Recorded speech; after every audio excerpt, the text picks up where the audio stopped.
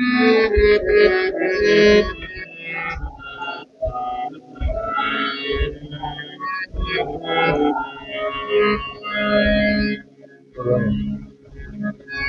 देना। नाथ प्यारे की जय। बिंद में सिंध समायो रे साधु, बिंद में सिंध समाया, बिंद में सिंध समाया रे साधु, बिंद में सिंध समाया। त्रिगुण स्वरूप खोजत भय विस्मय, पर अलखन जाय लखाया। त्रिगुण स्वरूप खोजत भय विस्मय, पर अलखन जाय लखाया। बिंद में सिंध समायो रे साधु, बिंद में सिंध समाया।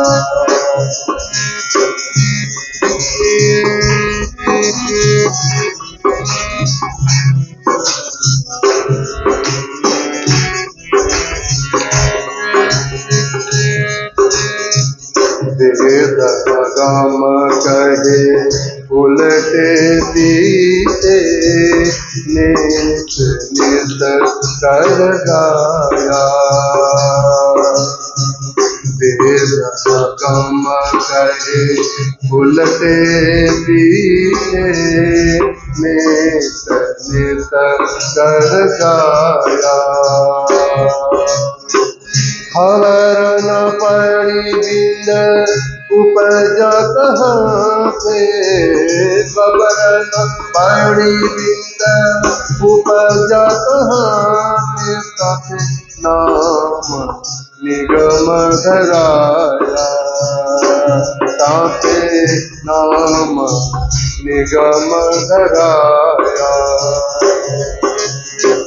बिंद में सिंध समायो रे साधु, बिंद में सिंध समाया।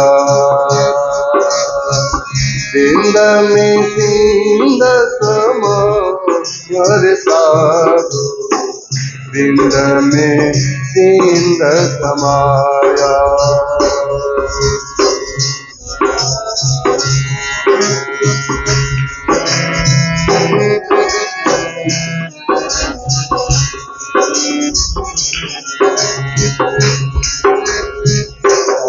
कमंडल में सबको ही भूला, पर अखंड किने न बताया। कमंडल में सबको ही भूला, पर अखंड किने न बताया। नीद का खेल खेलत सब नीद में, नीद का खेल खेलत सब नीद में, जाग के किने न दिखाया, जाग के किने न दिखाया। बिंद में सिंध समायो रे साधु, बिंद में सिंध समाया। बिंद में सिंध समायो रे साधु, बिंद में सिंध समाया। सुपन्न की सृष्टि बैराट सुपन्न का, रूठ कांच चंपाया। सुपन्न की सृष्टि बैराट सुपन्न का, रूठे कांच हम पाया। असत आपे को क्यों सत को पेखे, असत आपे को क्यों सत को पेखे, इन पर पेड़ न पाया, इन पर पेड़ न पाया। पिंड में सिंध समायो रे साधु, पिंड में सिंध समाया, पिंड में सिंध समायो रे साधु, पिंड में सिंध समाया।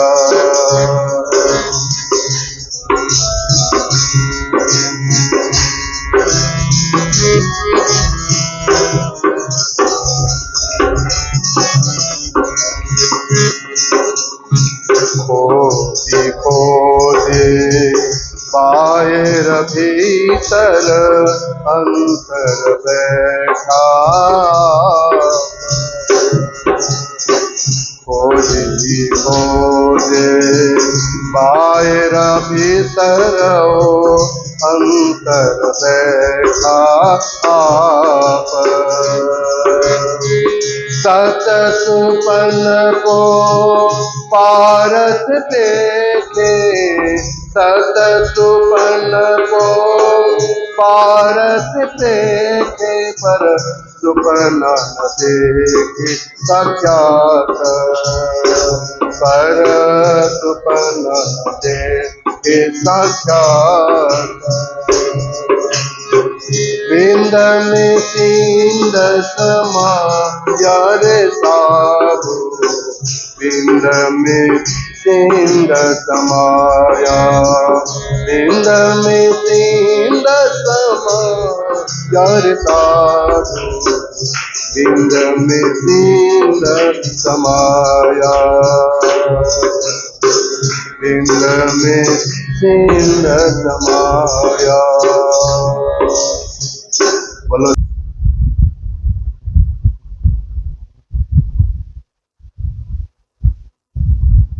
आनंद कन्नम प्रभुदेव चंद्रम, ब्रजेश रूपे पुरापि जातम्, प्रवेश्य प्राप्तम् प्रिय प्राणनाथम्, परेश पूर्णम् सततं नमामि। ब्रह्म प्रिया जागरणाय जातः, सर्वस्य पार्थ भवसिन्धुत्राता, विज्ञानदाता निज धर्मदाता, दिनैकबन्धो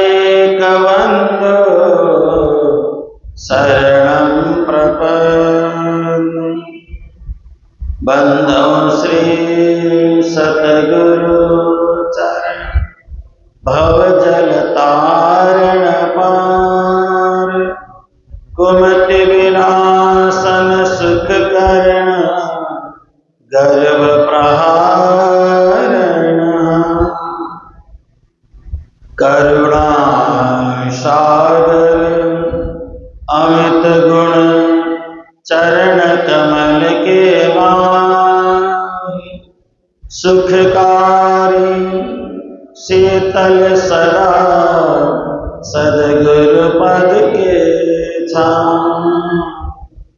ब्रह्मानंद परात्पर सुसतगुरु निज रूप, परम पार सुख देते हैं सुंदर रूप अनूप।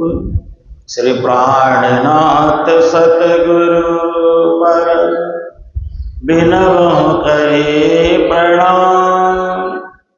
उगरहि विकट कपाटुर, सुमिरत जिनके राम। प्रथम लागो दो चरण को, धनिये न चढ़ायो छिन्न। लाख तले लाल एड़िया, मेरे जीव के यही। इन पातल पड़े रहूं, धन नजर खोलवात।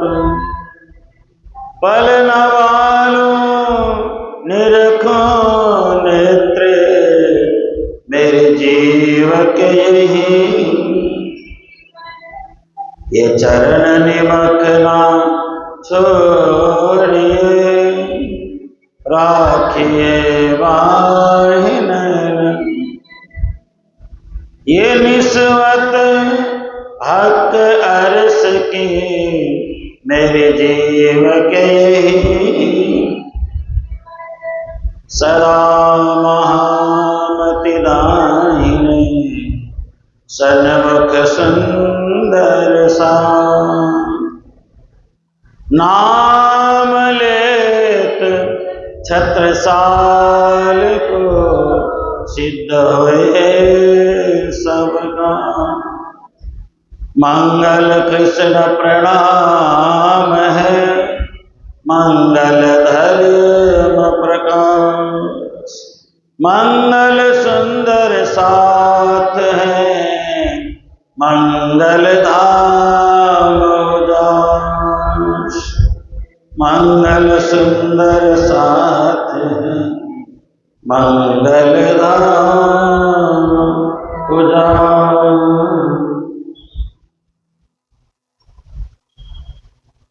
श्री राज चरणों के पास रखना, श्री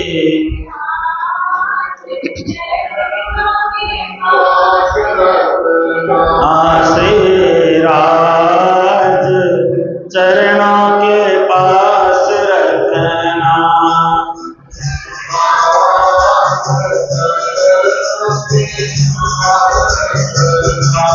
मेरे अवगुण सारे माफ करना, मेरे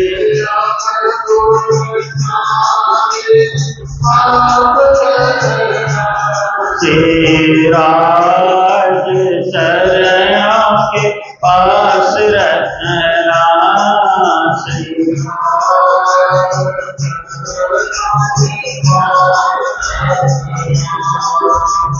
माया मुझे भुलाएगी, आपसे दूर कराएगी। माया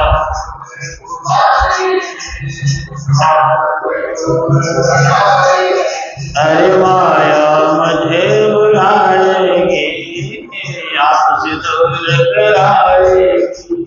माया मुझे भुलाएगी, मेहरबान वायदा अपना याद रखना।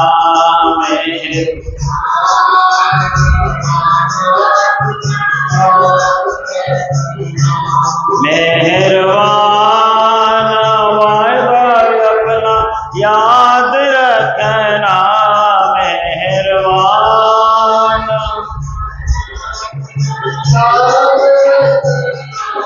श्री राज चरणों के पास रखना।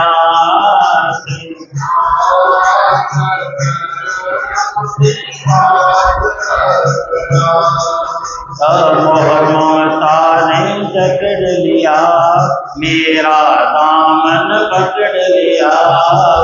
ममता जकड़ लिया मेरा, ममता ने जकड़ लिया मेरा, दामन पकड़ लिया।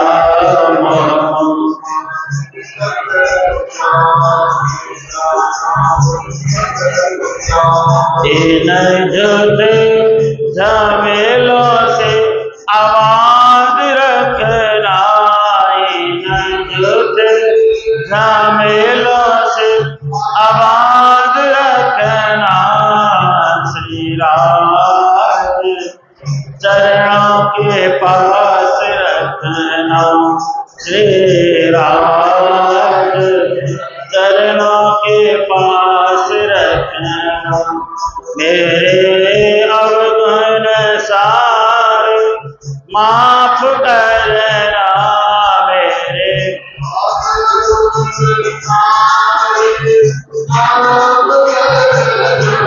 श्री राज चरणों के पास रखना,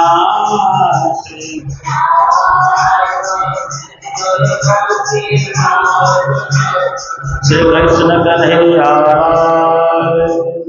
श्री निजानंद स्वामी श्री प्राणनाथ महाराज श्री महाराजा छत्रसाल की अपने अपने गुरुदेव की सर्व सुंदर साथ की।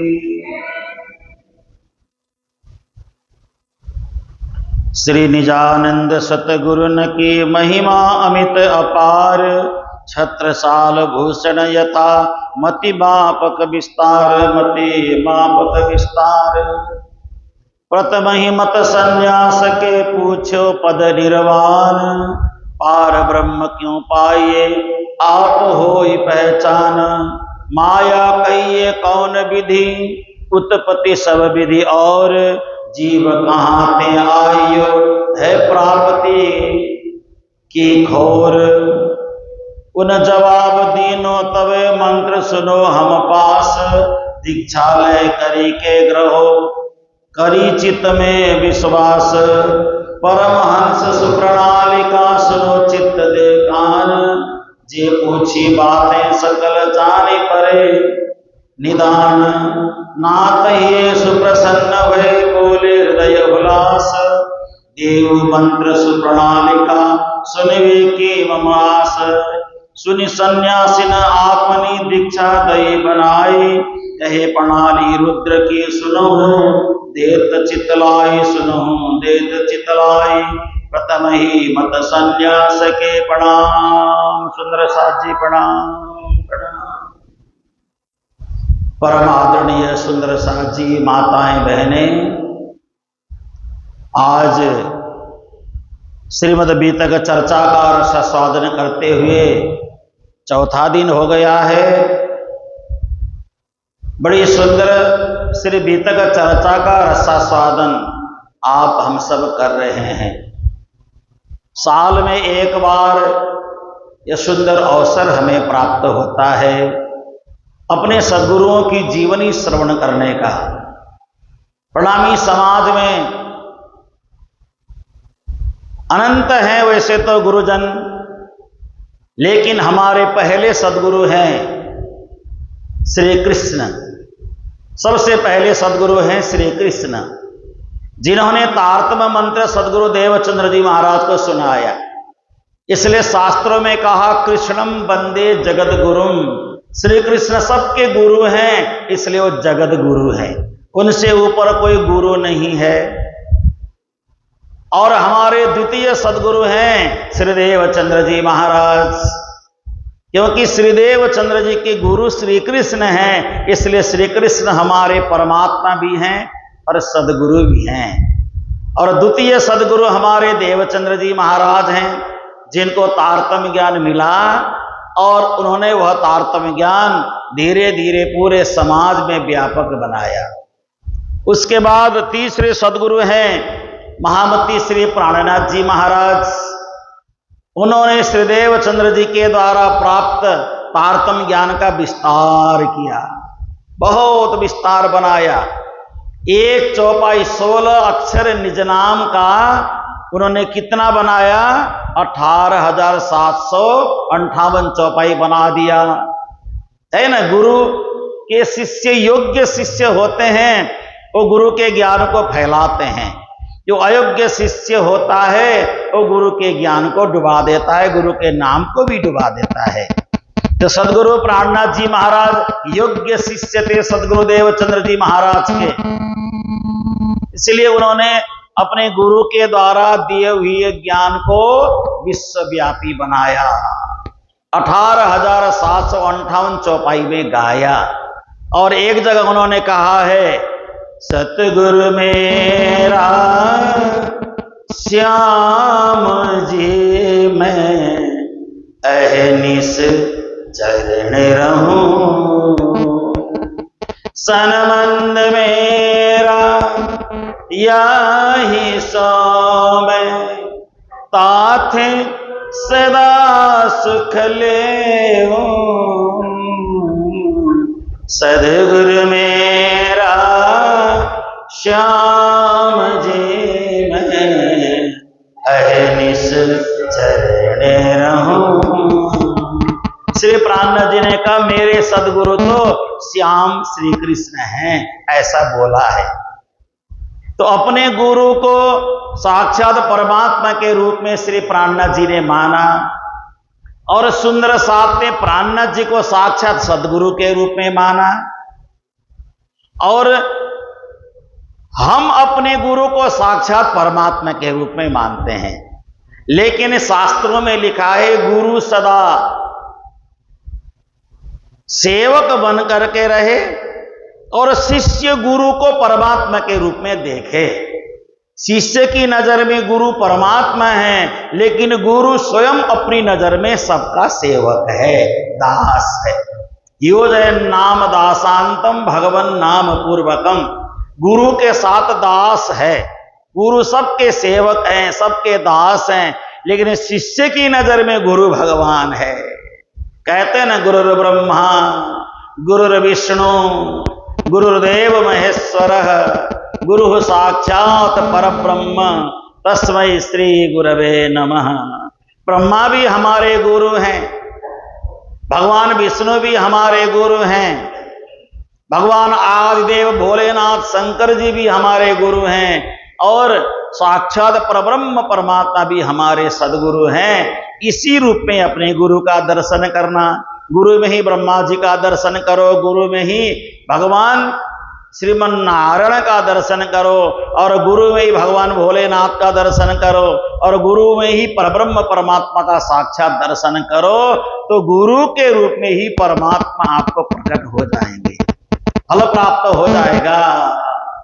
अब सदगुरु देवचंद्र जी महाराज उमरकोट में रहते हुए सबसे पहले सन्यासी लोगों के पास गए। सन्यासी लोगों को जाकर के पूछा, मुझे परमात्मा से मिला दो, मुझे परमात्मा का दर्शन करना है, मुझे परमात्मा के दर्शन करा दो। जब तक परमात्मा के दर्शन नहीं होंगे तो मैं संसार में मेरा आने का लक्ष्य पूर्ण नहीं होगा। और ये माया की रचना कैसे हुई, ये संसार कैसे बना, परमात्मा कौन है और कहां रहते हैं, माया की रचना क्यों की गई, ये जीव आत्मा क्या है, ये मुझे समझा दो। ऐसा श्री देवचंद्र जी महाराज जगह जगह लोगों को पूछते हैं। तो इन्होंने कहा, सन्यासियों ने, आपको हमारा शिष्य बनना होगा, फिर हम आपको ज्ञान देंगे। शिष्य बने बगैर हम ज्ञान नहीं दे सकते। तो श्री देवचंद्र जी महाराज ने कहा, मुझे आप शिष्य बना लो, लेकिन मुझे ज्ञान दे दो, मैं आपका शिष्य बनने को तैयार हूं। देखिए, गुरु का कर्तव्य है तुम शिष्य बनो, ऐसा गुरु किसी को ना बोले। गुरु अपना ज्ञान सुनाए, ज्ञान को सुन करके जो व्यक्ति प्रसन्न होकर के गुरु बना लेता है, ये शिष्य की परख है। मैंने सुना है, एक बार दादू जी महाराज बड़े प्रसिद्ध थे, दादू दयाल जी बड़े प्रसिद्ध थे, दादू जी महाराज, उनको समाचार मिला उनकी कुटिया में राजा की सवारी होने वाली है। उनके बड़े पद हैं, बड़े सुंदर सुंदर पद हैं, दोहे हैं दादू जी के। तो उनको पता चला कि उनके आश्रम में राजा की सवारी होने वाली है। उन्होंने सोचा मेरी कुटिया में राजा आने वाले हैं, तो मेरा कर्तव्य है मेरी कुटिया से लेकर के थोड़ा कुछ कदम आगे तक मैं मार्ग साफ करूं, ताकि राजा को आने में असुविधा ना हो। मैं तो जंगल में रहता हूं, मेरी कुटिया तो जंगल में है। तो दादू जी महाराज ने जंगल की सफाई, अपना मार्ग बनाना शुरू किया। राजा की सवारी आने वाली है तो मुझे मार्ग बढ़िया बनाना होगा। तो अपनी कुटिया से मार्ग की सफाई करते करते 1 किलोमीटर आगे तक चले गए। उधर से राजा की सवारी आ गई। राजा हैं, राजा के साथ मंत्री हैं और भी बड़े सारे लोग हैं। राजा ने उनको देखा सफाई करते हुए, दादू जी को पहचाना नहीं। उन्होंने कहा यहाँ पे बहुत बड़े संत रहते हैं दादू जी महाराज, मैं उनका दर्शन करने के लिए आया हूं। वो कहाँ रहते हैं, वो कहाँ रहते हैं, उनका कहाँ ठिकाना है? तो दादू महाराज बोले नहीं, सफाई करते रहे, लगे रहे, अपने काम पे लगे रहे। 1 बार पूछा, 2 बार पूछा, 3 बार पूछा, कोई जवाब नहीं आया। जवाब नहीं आया तो राजा क्रोधित हो गया। फिर राजा ने 2-4 थप्पड़ मारा, 2-4 थप्पड़ भी मार दिया, चाबुक भी मार दिया, डंडे भी बरसा दिए दादू जी महाराज के ऊपर। फिर भी वो नहीं बोले, फिर भी नहीं बोले, वो डंडे खाने पर भी नहीं बोले, सफाई करते रहे, सफाई करते रहे। अब कैसे कहें कि मैं सदगुरु हूं, मैं गुरु हूं? अगर मैंने स्वयं कहा कि मैं गुरु हूं, सदगुरु हूं, तो मेरा तो फिर मैंने अपनी बड़ाई कर दी, वो तो पाखंड हो गया ना। लोग पहचानने वाले गुरु को पहचाने, मैं गुरु हूं कभी नहीं बोलना चाहिए। गुरु को मैं गुरु हूं, सदगुरु हूं ऐसा बोलना शुरू करेंगे तो ये अच्छा नहीं होता है। अपना परिचय स्वयं कभी किसी को नहीं देना चाहिए। आपके स्वभाव से सामने वाले की पहचान हो जानी चाहिए, आपके व्यवहार से सामने वाले की पहचान हो जानी चाहिए। 2-4 डंडे भी मारे, थप्पड़ भी मारा, चाबुक भी मारी। तो जब परेशान हो गए तो रास्ता सफाई करता हुआ देखा, आगे तक रास्ता साफ है, तो साफ रास्ता दे करके उसी रास्ते से चले गए। आगे कुटिया मिल गई 1 किलोमीटर आगे जाके। जैसे कुटिया में पहुंचे और इधर जी महाराज जी भी नहा धो करके, दादू जी महाराज भी नहा धो करके कुटिया में पीछे पीछे चले गए। वही रास्ते में कहीं नदी वदी में नहा लिया, कपड़ा पहन लिया और वो भी चले गए। लेकिन उससे पहले राजा पहुंच गए दादू जी की कुटिया में। वहां जाकर के कहा, गुरु महाराज कहाँ हैं? गुरु महाराज कहाँ हैं? मैं उनके दर्शन करने के लिए आया हूं और उनसे ज्ञान लेने के लिए आया हूं, उनको गुरु बनाने के लिए आया हूं। तो शिष्यों ने, सब ने कहा, अरे दादू जी महाराज, गुरु जी महाराज तो आपकी आने की खुशी में रोड साफ कर रहे थे, घास उखाड़ करके सफाई कर रहे थे। सफाई करते करते बहुत आगे निकल गए हो तो, लेकिन अभी वो तो बहुत आगे हैं। तो जो सफाई कर रहे थे वो दादू जी महाराज थे। हाँ, बहुत आगे निकल गए थे सफाई करते करते, वही तो दादू जी महाराज थे। पछतावा हो गया राजा को, अरे मैं तो उनको पहचाना ही नहीं, मैंने तो उनको डंडे मारे, थप्पड़ मारा, चाबुक से मारा, बहुत कुछ किया मैंने, तो उनको बहुत परेशान कर दिया। तब तक दादू जी महाराज पहुंच गए, स्नान करके कपड़े उपड़े पहिर करके पहुंच गए। राजा ने क्षमा मांगी चरणों में झुक करके, लेकिन राजा ने कहा, दादू जी महाराज ने कहा, क्यों राजा बार बार क्यों झुक रहे हो मेरे आगे, क्यों क्षमा मांग रहे हो? आपने तो कोई गलती की ही नहीं, आपकी तो कोई गलती है ही नहीं, तो आप क्यों मेरे से बार बार क्षमा मांग रहे हो? कहा कि नहीं गुरु महाराज, मैंने बहुत बड़ी गलती कर दी, जन्म जन्म का मेरा ये पाप है, ये पाप का घड़ा मेरा फूट गया, मैंने बहुत न करने वाला कर्म किया। मैंने आपको मारा, डंडे से मारा, चाबुक से मारा, थप्पड़ भी मारा, मार्ग पूछने के चक्कर में, लेकिन आप शांत रहे, आप बोले ही नहीं, आपने कुछ बताया ही नहीं, आप शांत बैठे रहे। तो उस समय राजा को आसन में बैठाया, खुद गुरु महाराज भी बैठ गए और कहना शुरू किया, राजा एक बात मेरे को बताओ, एक व्यक्ति, सामान्य व्यक्ति 2 पैसा 1 पैसे का घड़ा खरीदने जाता है तो भी घड़े को उठा करके 2-4 बार ठोक ठाक करके घड़ा कितना बढ़िया है, उसके बाद ही 2 पैसे का घड़ा खरीद करके ले जाता है, क्योंकि घड़े में पानी उसको पीना है।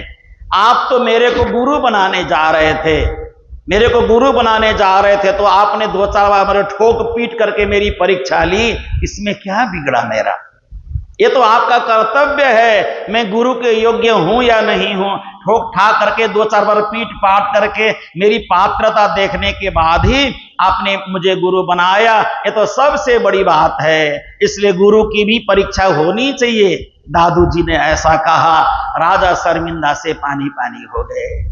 तो कहने का मतलब, कभी कभार लोग गुरु की परीक्षा लेते हैं, गुरु को ठोक पीट करके 2-4 बार 10 बार है ना, बहुत कुछ बोल बाल करके, डंडे उंडे मार करके, पत्थर उत्थर मार करके गुरु की पात्रता की परीक्षा लेते हैं।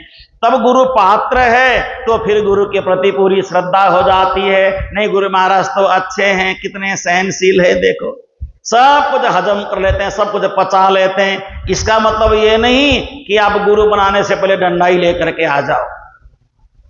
चलो गुरुजी बनाने जा रहे हैं, चलो एक एक डंडा लेके जाओ, पहले 10-20 डंडे बरसाओ, फिर गुरुजी से ज्ञान ले लो, ऐसा नहीं। लेकिन ये तो उदाहरण दे रहे हैं, गुरु में कितनी पात्रता है, गुरु में कितनी योग्यता है, इसकी पहले आप छानबीन करो। गुरु कभी नहीं बताएगा मेरे में इतना ज्ञान है, ये है, वो है। अगर ऐसा कोई व्यक्ति बताता है तो अहंकार होगा, वो तो अहंकार है। गुरु कभी नहीं बताएगा। अपनी बड़ाई आप मुख, श्री जी वाणी में कहते हैं, अपनी बड़ाई आप मुख करो 100 लाख हजार, परमेश्वर होए आप पूजाओ, पर पाओ नहीं भव पार। श्री प्राणनाथ जी वाणी में कहते हैं, अगर गुरु ने अपनी ही पूजा करवाई, अपने को परमेश्वर कहलवाया, तो गुरु की योग्यता नहीं है। इसका मतलब जो शांत रहे, ठंडे दिमाग से सारा काम करे, शीतलता का व्यवहार करे, सच्चा सदगुरु वही होता है। ऐसा शास्त्र भी कहता है, संत वाणी भी कहती है। इसलिए कभी कभी लोग गुरु की परीक्षा भी ले लेते हैं, है ना। लेकिन गुरु की परीक्षा लेने के बाद बार बार परीक्षा नहीं लेना, एक बार परीक्षा लेकर के संतुष्ट हो जाना। बार बार परीक्षा लेना अच्छी बात नहीं है। तो सन्यासियों ने कहा, आप हमसे दीक्षा ले लो, गुरु दीक्षा ले लो, फिर हम आपको सब कुछ समझा देंगे।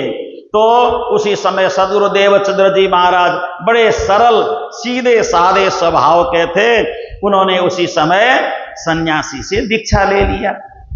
अब सन्यासी 10 प्रकार के होते हैं, यहां लिखा है सन्यासी 10 प्रकार के होते हैं। पहले सन्यासी का यहां अलग अलग भेद बताया गया है। तीर्थ सन्यासी, जो अपने नाम के पीछे तीर्थ लिखते हैं ना, वो तीर्थ सन्यासी होते हैं। दूसरे नंबर पे आश्रम, अपने नाम के पीछे आश्रम शब्द लिखते हैं तो आश्रम परंपरा के सन्यासी होते हैं। और तीसरे सन्यासी होते हैं वन, जो वन में रहने वाले, ए वन सन्यासी, नाम के पीछे वन शब्द लिखते हैं।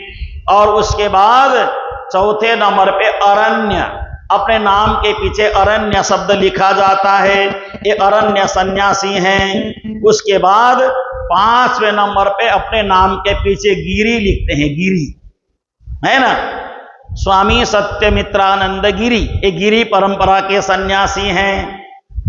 गिरी का मतलब पहाड़ों में रहने वाले, गिरी का मतलब कंदरा नहीं होता, गुफा, वहां रहने वाले। उसके बाद सन्यासी की 6वें नंबर में सन्यासी होते हैं सागर, सागर लिखते हैं अपने नाम के पीछे, ये समुद्र के किनारे, सागर के किनारे बैठ करके तपस्या करने वाले लोग हैं। और उसके बाद होते हैं, सागर के बाद फिर सन्यासी, ये 7वें नंबर पे सन्यासी होते हैं। अलग अलग सन्यासियों की विधाएं होती है, तो इनके 7वें नंबर के सन्यासी होते हैं पर्वत, जो शिखर पर बैठ करके प्रभु का ध्यान करने वाले पर्वत सन्यासी। पर्वत, गिरी और अरण्य, वन, ये लगभग मिलता जुलता नाम है। कहीं ना कहीं जहां पे पहाड़ होगा वहां जंगल भी होगा, जहां जंगल होगा वहां अरण्य भी होगा, शब्द मिलता जुलता ही है। लेकिन कोई पहाड़ की चोटी में रह करके तपस्या करने वाले सन्यासी होते हैं, और कोई गुफा में रह करके तपस्या करने वाले, कोई समुद्र के किनारे, नदी के किनारे रह करके तपस्या करने वाले, और 8वें नंबर पे होते हैं पूरी। अपने नाम के पीछे पूरी लिखते हैं, ये पूरी सन्यासी होते हैं। 9वें नंबर पे भारती सन्यासी होते हैं। जैसे आपने नाम सुना होगा उमा भारती जी थी ना, पहले बड़ी प्रसिद्ध थी सन्यासी। और कोई कोई सन्यासी सरस्वती लिखते हैं अपने नाम के पीछे सरस्वती। तो ये 10 प्रकार के सन्यासी होते हैं। बात समझ में आ रही है ना? क्योंकि ये जो बीतक लेके बैठा हूं मैं, इसमें ज्ञान ही ज्ञान है। तो इस बार मैंने सोचा थोड़ा ज्ञान ही ज्ञान बताया जाए आपको, बाहर की और बातें बताने की बजाय ज्ञान की ही बातें करें। तो सरस्वती सन्यासी का मतलब होता है ज्ञानी। सरस्वती का मतलब पूरा ज्ञान से भरा हुआ है जिसके अंदर, वो सरस्वती है ना। तो ये अलग अलग तरह के सन्यासी होते हैं। और श्रीदेव चंद्र जी महाराज ने इन सब सन्यासियों के पास जाकर के ज्ञान सीखा, सबसे ज्ञान सीखा। सबसे ज्ञान सीखने के बाद तो देवचंद्र जी महाराज देखते हैं कोई भेष पहनने वाले लोग हैं, अनेकों तरह की मालाएं पहनते हैं कई लोग, बहुत सैकड़ों माला गले में लेकर के घूमने वाले लोग हैं। कोई लोग नंग धड़ंग घूमने वाले लोग हैं, कोई कान में कुंडल लटका करके घूमने वाले लोग हैं। देखो कैसे कैसे साधु संत है ना। जो जिसको मानता है उसी पर उसकी श्रद्धा जम जाती है। अगर आप किसी भुटिया लोगों के, लामा लोगों के गुम्बा में जाओगे तो टोपी उतार के जाना पड़ेगा, वहां टोपी पहनने की अनुमति बिल्कुल नहीं है। टोपी उतार के जाना पड़ेगा उनके बड़े बड़े गुम्बा में जाने पर। और हमारे गुरुद्वारा में जाएंगे तो टोपी पहन के जाना पड़ेगा। किसी ने टोपी उतारना धर्म माना, किसी ने टोपी पहनना धर्म माना, किसी ने सिर में रुमाल बांधना धर्म माना, किसी ने रुमाल को उतारना धर्म माना। रुमाल डाल के जाओगे तो दोष लगेगा। अब देखो, और कोई रुमाल बिना डाले हुए गुरुद्वारे में जाओगे तो दोष लगेगा। किसी रुमाल सिर में डालना धर्म समझा, किसने रुमाल नहीं पहनना धर्म समझा। अपनी अपनी सबकी धर्म की व्याख्याएं हैं, लेकिन धर्म इन सब से नहीं होता है, इन सब से भक्ति नहीं होती है। भक्ति होती है हमारे अंदर के मन को स्थिर करने से। मन टिका हुआ होना चाहिए, मन स्थिर होना चाहिए। इसलिए प्राणनाथ जी ने वाणी में कहा ना, वाणी में श्री प्राणनाथ जी क्या कहते हैं? मन ही बांधे मन ही खोले, मन तम मन उजास, ये खेल सकल है मन का, मन ने चल मन ही को नास। कभी मन रंग तुरंग चढ़े, कभी कभी ये मन तो घोड़े में सवार होकर कहीं जा रहा होता है, कभी कभी मन हवाई जहाज में उड़ता है, कभी कभी हमारा मन गाड़ियों में दौड़ता है, कभी मर्सिडीज में दौड़ता है मन, कभी साधु बनने का मन करता है। ये मन बड़ा विचित्र है। इसलिए तो कहते हैं ना, ये मन बड़ा चंचल है, कैसे तेरा भजन करो, जितना इस समझा उतना ही मचल।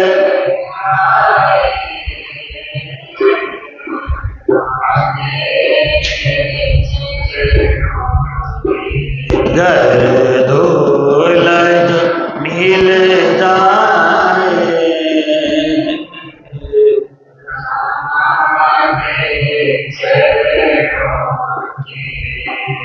देखो दिल में भावना ये होनी चाहिए, हमें सदगुरु महाराज के चरणों का रज प्राप्त हो जाए, बस हमारा उद्धार हो। हमें परमात्मा के चरणों का रज प्राप्त हो जाए, हमारा उद्धार हो। ये भावना दिल में होनी चाहिए। संसार में कुछ भी हम करें, एक दिन सब कुछ छूटने ही वाला है, तो छूटने वाले पदार्थ से प्यार ही क्यों करें?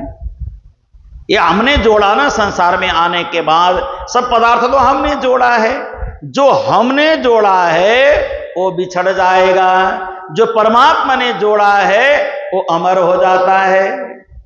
परमात्मा ने शरीर के साथ मन को जोड़ा, आत्मा को जोड़ा, बुद्धि को जोड़ा, ये तो है अमर। मन कभी मरता नहीं है, आत्मा की कभी मृत्यु नहीं होती। ये परमात्मा ने जोड़ा है। इस शरीर में परमात्मा ने मन डाल दिया, चित्त डाल दिया, बुद्धि डाल दिया, आत्मा को डाल दिया। ये तो है अजर अमर। और हमने इस शरीर के द्वारा जो भी पदार्थों को जोड़ा वो है मरणासन्न, वो है मरण धर्मा, वो है मृत्यु को प्राप्त करने वाले। देखो पति है, पत्नी है, पति पत्नी के माध्यम से होने वाली संतान है, घर परिवार जमीन जायदाद जो भी हमने जोड़ा है, इस शरीर से जो भी हमने इकट्ठा किया है वो सब तो है मरण धर्मा, सबकी मृत्यु होने वाली है। इसलिए ज्यादा पदार्थ को न जोड़ो। एक समय के बाद शरीर में वैराग्य का उदय हो जाना चाहिए। सदगुरु देवचंद्र जी महाराज वर्ष 3-10 के भय यही विधि करें चरित्र, साकुंडल पति के धनी कीन्हे संत पवित्र। देखिए अब सदगुरु देवचंद्र जी महाराज कितने साल के हो गए? वर्ष 3 और 10। कितने हो गए? 3 और 10। हाँ जी, 13 साल के हो गए ना।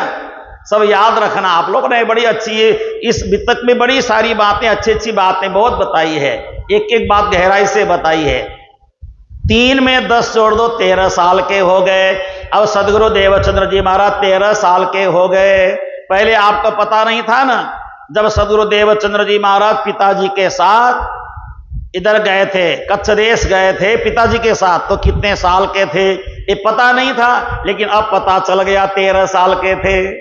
13 साल के थे तो सदगुरु देवचंद्र जी महाराज पिताजी के साथ कहां पे गए? भोजनगर कच्छ देश गए। पिताजी एक बार अपने पुत्र देवचंद्र जी को लेकर के कच्छ देश चले गए, भोजनगर चले गए। वहां बहुत संतों को देखा उन्होंने। संतों को देख करके उनका मन लग गया, मन में बड़ा संतों का दर्शन करने का। देखे कहीं संत मिलते हैं ना, आप संतों को ये नहीं पूछना कि तुम कौन से संत हो, क्या हो, दूर से उनको हाथ जोड़ देना श्रद्धा पूर्वक। कहीं कोई संत मिले दूर से हाथ जोड़ देना। अगर संतों को देख करके उनके सारी बातें पूछना प्रारंभ करोगे, संत से आपको प्यार नहीं नफरत हो जाएगा।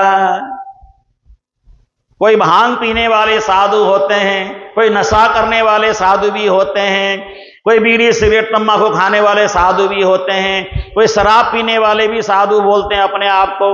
तो उनकी अंदर की बातों को जानोगे तो क्या होगा? आपको संतों से नफरत होगा। इसलिए संतों के पास नहीं जाना, दूर से ही कोई संत जा रहा है हाथ जोड़ देना। संत के भेष में आप जो भी हो आपको मेरा प्रणाम, बस इतना ही कर देना। महात्मा जी इधर आना, आप कौन से धर्म को मानते हो, आप क्या खाते हो, ये पूछोगे तो संत से प्यार कम हो जाएगा। संतों का परिचय नहीं पूछना चाहिए, संतों को दूर से ही प्रणाम कर देना चाहिए। क्योंकि हमने संतों को प्रणाम नहीं किया, संतों के भेष को प्रणाम किया।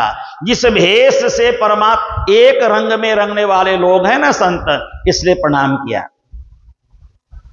इसे दूर से ही संतों को प्रणाम करो, उनके अंदर की बातें मत पूछो क्या है क्या नहीं है। उस चक्कर में हम पढ़े ही ना। क्यों पढ़ना भाई, किस लिए पढ़ना, क्या जरूरत है पढ़ने की?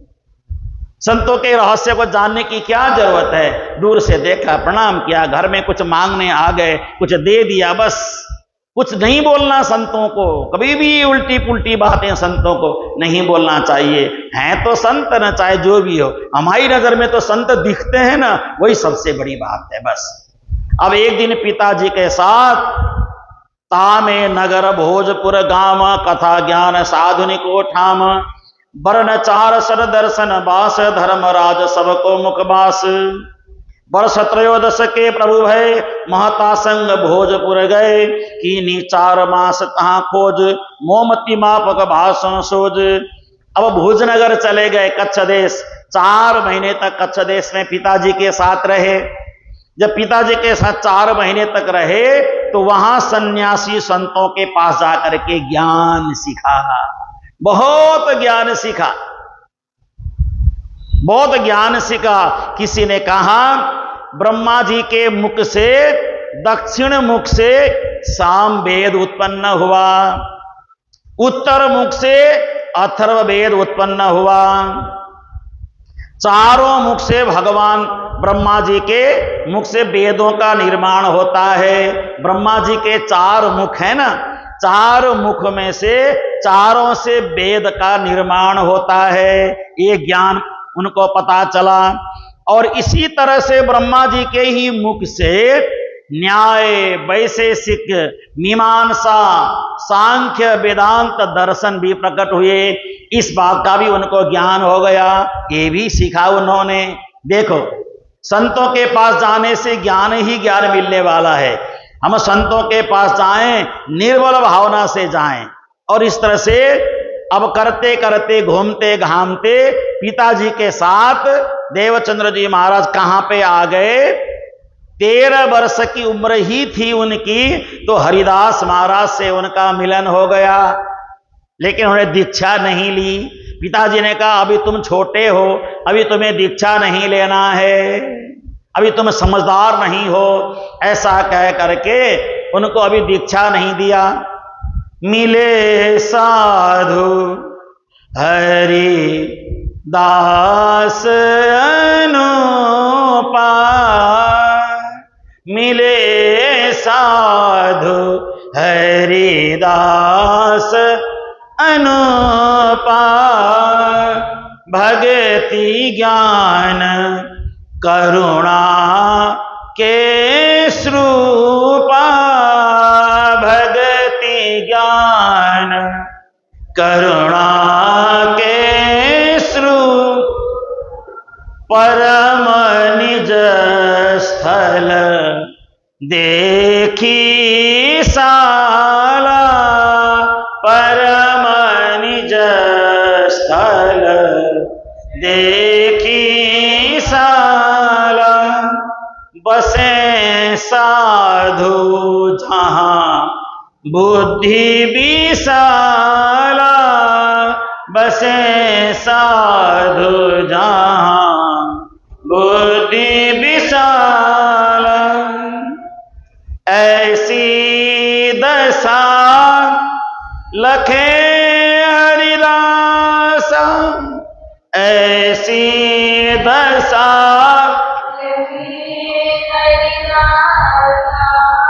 बैठे 3 मास 3 पासा, बैठे 3 मास 3 पासा, इत चित लाग्यो जगत ते भागे, इत चित लाग्यो जगत ते भागे।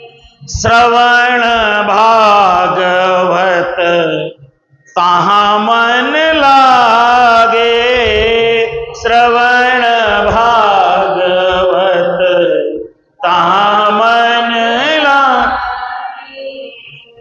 ये चौपाइयां हैं, बड़ी मीठी मीठी चौपाई है।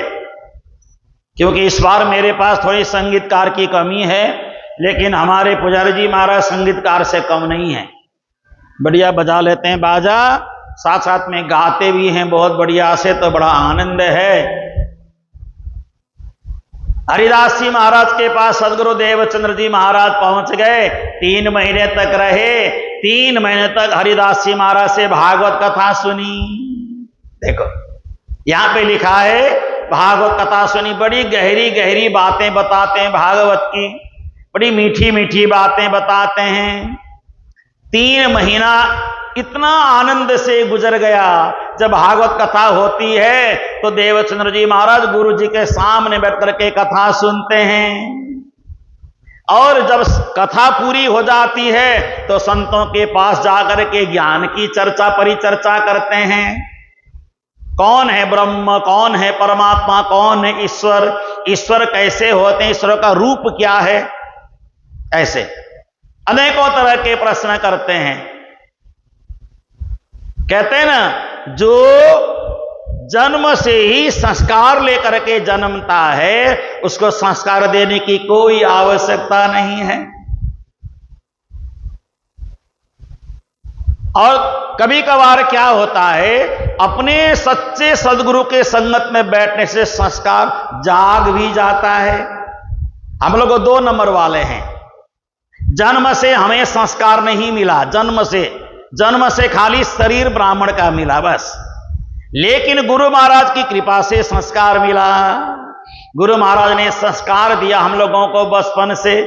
गुरु महाराज ने बचपन से हमें समझाया, ज्ञान दिया। तभी 13-14 साल की मेरी उम्र हुई तो मुझे भी वाणी सीखने का मन कर गया। ये गुरु महाराज ने दिया हुआ संस्कार हमें। 14-15 वर्ष की उम्र में वाणी सीखूं, सत्संग में जाएं, नौतनपुरी जाएं, पद्मावतीपुरी जाएं, महामंगलपुरी जाएं और ज्ञान सीखें। ये भावना जागृत हो गई। ये क्यों हुई? गुरु महाराज की कृपा से, उनके संगत में रहने से। उनके संगत पे नहीं रहते तो ये भावना जगती ही नहीं। ज्ञान की भावना तब जागृत होती है जो सच्चे सदगुरु के संगत में बैठने से। तो मेरे गुरु महाराज मंगलदास जी सच्चे सदगुरु रहे। उनको कोई लोभ नहीं, उनको कोई लालच नहीं था, कोई स्वार्थ नहीं था गुरु महाराज के दिल में। जाति पाति का कोई भेदभाव नहीं करते थे हमारे गुरु महाराज मंगलदास गुरु जी। ये ऊंची जाति, ये नीची जाति। और मेला भंडारा होता था तो गुरु महाराज सबसे पहले सामान्य लोगों को भोजन खिलाने के लिए बोलते थे। पहले जो गांव बस्ती से आए गरीब हैं उनको भोजन कराओ। सेठों को अंतिम में भोजन कराना चाहिए। पहले गांव बस्ती के गरीब दुखी लोगों को भोजन कराओ। उनके जाने के बाद जो लंगर का प्रसाद बन जाएगा फिर अमीरों को, सेठों को तब खिलाओ बाद में। पहले सेठों को नहीं खिलाना, सेठों को बचा कुचा खिलाओ, गरीबों को पहले खिलाओ। ऐसा गुरु महाराज कहते थे। गरीबों की सेवा होनी चाहिए, अमीरों की क्या सेवा करना। अमीर तो कहीं भी रुक सकते हैं, कहीं भी ठहर सकते हैं, उनके पास धन की कमी नहीं है। इसलिए गरीब लोगों के लिए आश्रम मंदिर है। ये आश्रम मंदिर जो भी बनता है गरीब लोगों के लिए बनता है, उनकी सुविधा के लिए बनता है। अमीरों के पास तो सारी व्यवस्था है। अब 3 महीने हो गए, सदगुरु देवचंद्र जी महाराज ने बहुत ज्ञान की बातें सुनी, सीखी, समझी। और एक दिन अब उमरकोट लौटने का दिन आया 3 महीने के बाद। तो जा करके मत्तू मेहता जी ने अपने पुत्र को कहा, हे देवचंद्र जी अब चलो घर। 3 महीने हो गए, मैंने व्यापार का सारा काम जो मुझे सामान लेना था 3 महीने में मैंने ले लिया। अब चलो उमरकोट वापस चलते हैं। तो उसी समय देवचंद्र जी महाराज कहते हैं, नहीं पिताजी, मैं अब अपने गांव नहीं जाऊंगा, मैं तो यहीं रहूंगा। मेरा तो संतों के साथ मन रम गया है, मुझे यहीं अच्छा लगता है संतों के साथ रहना।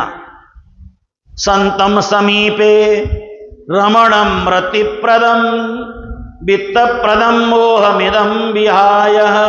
संतों के सामीप्य में रहने से आनंद की उत्पत्ति होती है। गृहस्थी वाले लोगों के साथ रहेंगे तो सुख प्राप्त होगा। संतों के साथ रहने से आनंद की प्राप्ति होगी। आपको सुख चाहिए तो गृहस्थियों के पास जाना, आपको आनंद चाहिए, परमानंद चाहिए तो संतों के पास जाना चाहिए। संतों के पास आनंद का सरोवर है, ब्रह्मानंद का सरोवर है, परमानंद का सरोवर है। और गृहस्थियों के पास सुख का सरोवर है। सुख तो क्षणिक होता है, आज सुख है कल दुख है।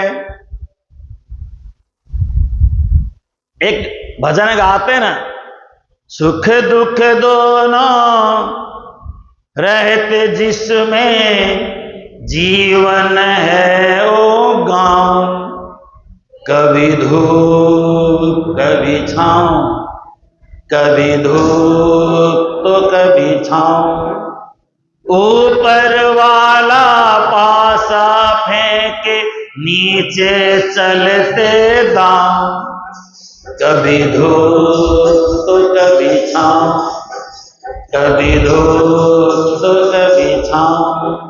सुख दुख दोनों रहते जिसमें जीवन है वो गाँव, कभी धूप तो कभी छाँव, कभी धूप तो। ये जो सुख दुख जहां रहता है उसे संसार कहते हैं, और आनंद परमानंद ब्रह्मानंद जहां रहता है उसे संतों का दर कहते हैं। संतों के दर में जाएंगे तो आनंद ही आनंद मिलेगा, परमानंद ही परमानंद मिलेगा। और एक बात और आपने सोचा होगा, आप किसी संत महात्मा के साथ यात्रा करिए और एक सामान्य किसी व्यक्ति के साथ यात्रा करिए। यात्रा अगर आपने जीवन में कभी यात्राएं की हो तो सामान्य आपस में 8-10 जने मिलकर यात्रा करिए। आपके साथ कोई सीनियर बंदा भी हो तब भी आपको चिंता लगी रहेगी, पता नहीं अब कहां जाएंगे, कहां रुकेंगे, क्या व्यवस्था होगी, वहां आगे जाएंगे तो क्या मिलेगी। लेकिन किसी संत महात्मा के साथ यात्रा करते हैं तो क्या होता है, हमारी पूरी जिम्मेदारी गुरु महाराज के हाथ में। सब गुरु महाराज अपने आप संभाल लेंगे। कहां खाना, कहां रहना, कहां बैठना, कहां सोना, कहां उठना, कहां बैठना, कौन से सत्संग में जाना, कहां नहीं जाना, सब गुरु महाराज के आदेश से होगा। निश्चिंतता कितनी आती है जीवन में, निश्चिंत होते नहीं होते हैं। किसी संतों के साथ यात्रा करो तो निश्चिंत। एक भजन गाते हैं ना, एक भजन गाते हैं ना, क्या बोलते हैं वो, अभी मुझे याद नहीं आ रहा है। गुरु जी के साथ जाने से कोई चिंता नहीं होती, क्या ऐसा भजन है? हाँ, जरा 2 लाइन गाया जाए बड़ा आनंद के साथ।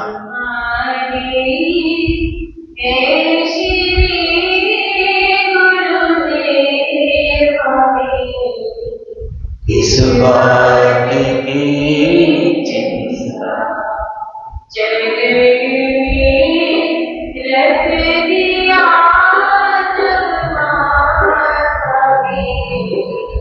इस बात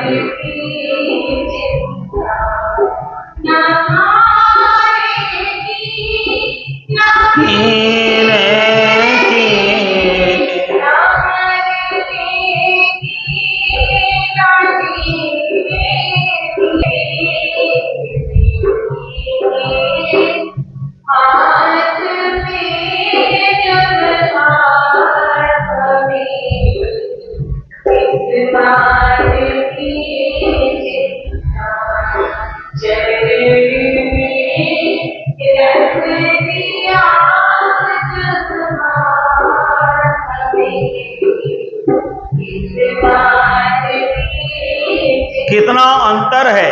संतों के साथ भ्रमण करने निकलो तो व्यक्ति निश्चिंत हो जाता है ना। अगर मर भी गए तो गुरु महाराज के हाथ से संस्कार हो जाएगा, काम खत्म। अगर जी गए तो वापस अपनी कुटिया में पहुंच जाएंगे, अपनी कुटिया में जाकर विश्राम कर लेंगे। अगर मृत्यु भी हो गई तो गुरु महाराज कुछ ना कुछ हमारी व्यवस्था कर ही देंगे। तो कितनी निश्चिंतता होती है संतों के साथ यात्रा करने पर। अपनी सारी जिम्मेदारी गुरु महाराज उठा लेते हैं। लेकिन कभी हमने ये भी सोचा, हम भी कभी कभी गुरु महाराज की जिम्मेदारी भी उठा लें, है ना। गुरु महाराज की परेशानी भी हम साझा कर ले कभी कभी, ये भी हमें सोचना चाहिए। अब देखिए, सदगुरुदेव चंद्र जी महाराज को मत्तु मेहता जी ने कहा, बेटा अब घर चलो वापस। उन्होंने कहा, नहीं मैं तो नहीं जाता, मैं तो यहीं रहूंगा, यहीं भोजनगर में रहूंगा, यहीं संतों के साथ रहूंगा, मुझे यहीं बड़ा आनंद आ रहा है, मुझे मत ले जाइए, मैं गुरु महाराज के साथ रहने में मुझे अच्छा लग रहा है। यहां देखिए, जहां जाओ संत महात्मा मिलते हैं, जहां जाओ संत महात्माओं के दर्शन होते हैं, जहां जाओ ज्ञान ही ज्ञान सुनने को मिलता है, मुझे यहीं रहना है। बड़े परेशान हो गए मत्तु मेहता जी, जाकर गुरु महाराज को शिकायत किया।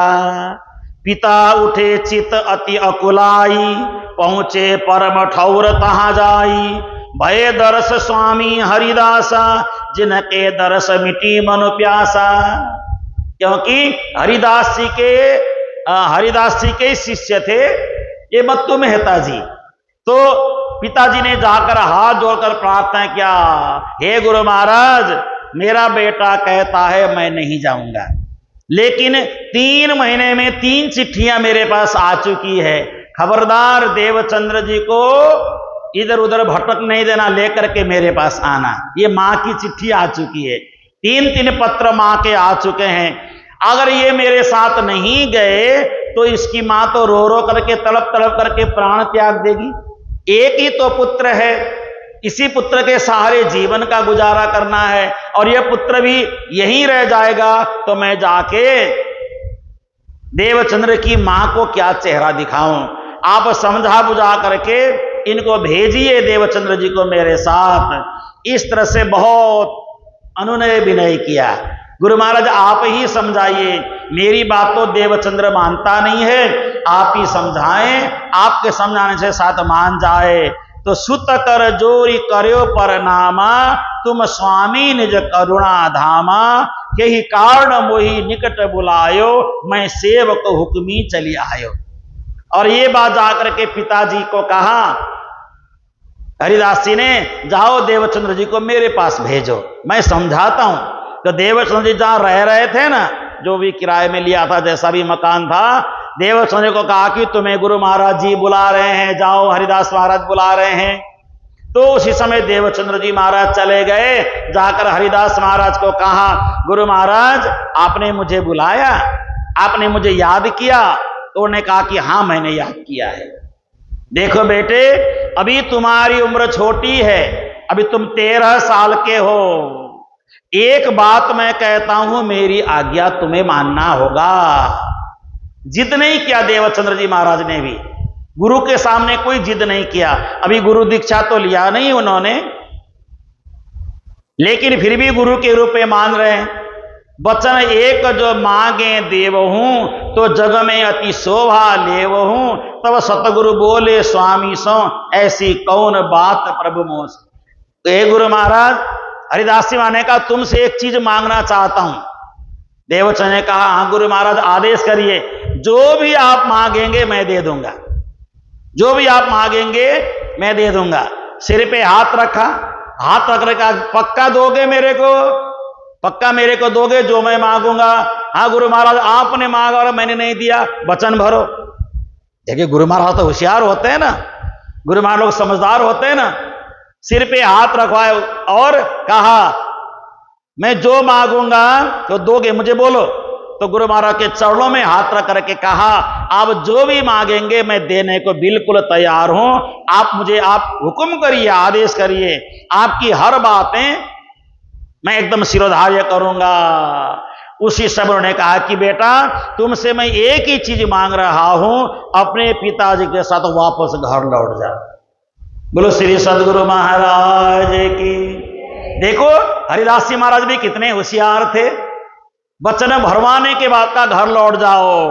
उसी समय स्वामी सीख शीस पर धरी, करो परस्थान वाही घरी, तब महता बन आनंद भयो, सुत पगु उमर कोट को दयो। और जैसे ही पिताजी चलिए, गुरु महाराज को मैंने वचन दिया है, मैं अपनी मां के पास जाने को तैयार हूं। अरु स्वामी बहु भय हुलासा, अरु स्वामी बहु भय हुलासा, प्रभु पूरी मतु मेहता की आशा, प्रभु पूरे मतु मेहता की आशा। सदगुरु हृदय हरसी पगुदीन है, सदगुरु हृदय हरसी पगुदीन है, गुरु को बचन शीस धरी लीन, गुरु को बचन शीस धरी लीन है। देखो कितनी अच्छी चौपाई है ना। गुरु महाराज की आज्ञा को स्वीकार करके अपने पिताजी के साथ चल पड़े, जाके अपनी मां से मिले। लेकिन मन बड़ा उदास रहता है, मन नहीं मानता है घर में रहने का, उमरकोट पे रहने का मन ही नहीं करता है। अभी चले जाऊं भोजनगर, अभी हरिदास महाराज से मिलूं, अभी जाकर के वहां सन्यासियों से मैं ज्ञान सीखूं, संतों से ज्ञान सीखूं, ऐसा उनका मन करता है। 13 वर्ष की उनकी इस समय उम्र है ना, 13 वर्ष की उम्र, 14 अभी लगे नहीं है, 13 वर्ष की उम्र है। और इस उम्र में 13 वर्ष और 4 महीना ऊपर हो गए हैं। सदगुरु देवचंद्र जी महाराज उमरकोट पहुंच गए। पिताजी बोलते हैं, बेटे ये सब सामान लेके आया हूं, दुकान में ले जाके सामान जचाओ, ये सारा सामान दुकान में रखो, मिला के रखो। देवचंद्र जी का ध्यान तो कहां है? भोजनगर में कथा में संतों के साथ सामान उठा के ऊपर रखते हैं, वो नीचे गिर जाता है, फिर उठा के ऊपर रखते हैं, नीचे गिर जाता है। उनका मन ही नहीं करता सामान वामान मिला के रखने का। क्या सामान मिलाऊं? मेरा मन तो संतों से मिला हुआ है, क्या सामान में मिला के रखूं, क्या सामान वहां सजा के रखूं मैं? मेरा मन तो संतों के संग सज गया है। इसलिए कोशिश करते हैं लेकिन काम होता नहीं है, क्योंकि मन अपने पास नहीं है, मन तो संतों ने चुरा लिया, मन तो संतों ने चुरा लिया, मन तो परमात्मा के भक्तों ने चुरा लिया, मन तो हरिदास जी महाराज ने चुरा लिया। मन अत्यंत उदास है, लेकिन काम किए जा रहे हैं। पिताजी जो भी आज्ञा करते हैं वही सब काम किए जा रहे हैं। तो इन्हीं शब्दों के साथ वितक चर्चा को भी यहीं पर विराम देंगे। आज रविवार का दिन है, आप सभी बड़े श्रद्धा से, ध्यान से, लगन से वितक चर्चा का रस स्वादन करने के लिए आप सभी आए हैं और आनंद से वितक का रस स्वादन कर रहे हैं। और अब धीरे धीरे प्रसंग आगे बढ़ता जाएगा। और कल के प्रसंग में सदगुरुदेव चंद्र जी महाराज उमरकोट में कुछ ज्ञान सीखेंगे, उसके बाद उमरकोट को छोड़ करके भोजनगर भाग जाएंगे। भोजनगर कैसे भागेंगे, वहां पे संतों से कैसे मिलेंगे, ये सारी गहरी गहरी ज्ञान की बातें कल आप सभी लोगों को सुनाएंगे। आज के प्रसंग को यहीं पर विराम दे रहे हैं।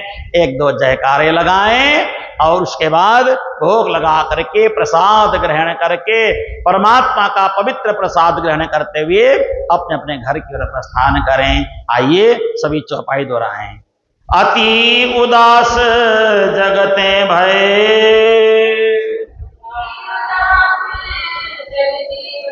पर खोज चित जोर, श्री प्राणनाथ पति के धनी, कलिजुग हन्यो अघोर, कलिजुग हन्यो अघोर, हन्यो अघोर। श्री कृष्ण कन्हैया लाल, श्री निजानंद स्वामी की, श्री प्राणनाथ प्यारे, श्री महाराजा छत्रसाल के, श्री लालदास जी महाराज सर्व सुंदर साथ प्रणाम। सुंदर साथ जी।